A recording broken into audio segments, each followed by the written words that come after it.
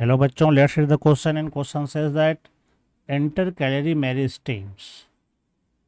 इसके बारे में पूछा जा रहा है। कहता है are responsible for the growth of.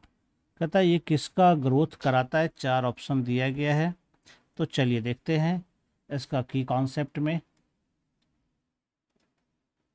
यहाँ पर जो बात हो रही है वो इंटर कैलोरी मेरिस्टेम की बात हो रही है। इंटर कैलोरी मेरिस्टेम, तो यह भी एक तरह से मेरिस्टेमेटिक टिश्यू का ही यह टाइप है, टाइप ऑफ मेरिस्टेमेटिक टिश्यू, है ना।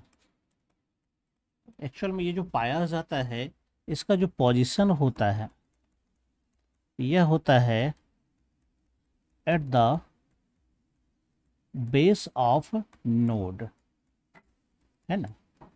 यह क्या होता है एक्चुअली, यह जो है ना पार्ट ऑफ एपिकल मेरिस्टेम ही है। अगर हम देखें इसको, जब एपिकल मेरिस्टेम बनता है, जब वो ग्रो करता है, तो एपिकल मेरिस्टेम क्या होता है, लेफ्ट सम टिश्यू, तो वो कुछ टिश्यू को छोड़ देता है, ठीक है। ड्यूरिंग ग्रोथ के दौरान क्या था, जब एपिकल मेरिस्टेम ग्रोथ कर रहा था, सेल डिवीजन कर रहा था, तो यह एपेक्स को तो बढ़ा लिया, लेकिन जहाँ से बढ़ना शुरू हुआ उसके नीचे कुछ टिश्यू जो है ये बच जाता है।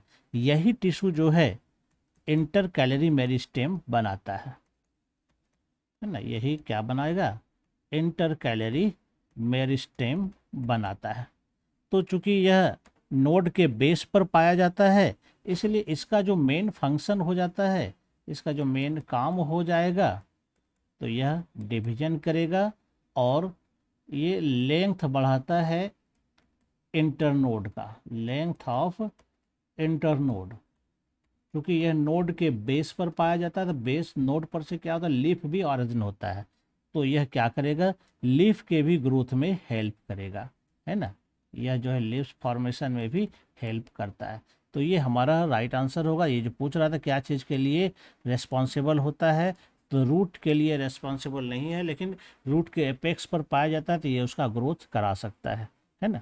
तो ये पूरे रूट के लिए नहीं है। यहाँ apex of stem and branches कहता है, तो एपेक्स पर जो एपिकल मेरिस्टेम पाया जाता है, तो ये नहीं होगा। लिव्स एंड इंटरनोड्स ये हो जाएगा, ऑल ऑफ दिस नहीं होगा। यानी यहाँ पर जो राइट आंसर हमारा होगा वो हो जाएगा सी नंबर, जहाँ की लिव्स और इंटरनोड्स ये दिया गया है, तो ये हमारा राइट आंसर होगा। I hope you understand it well and best of luck. Thank you.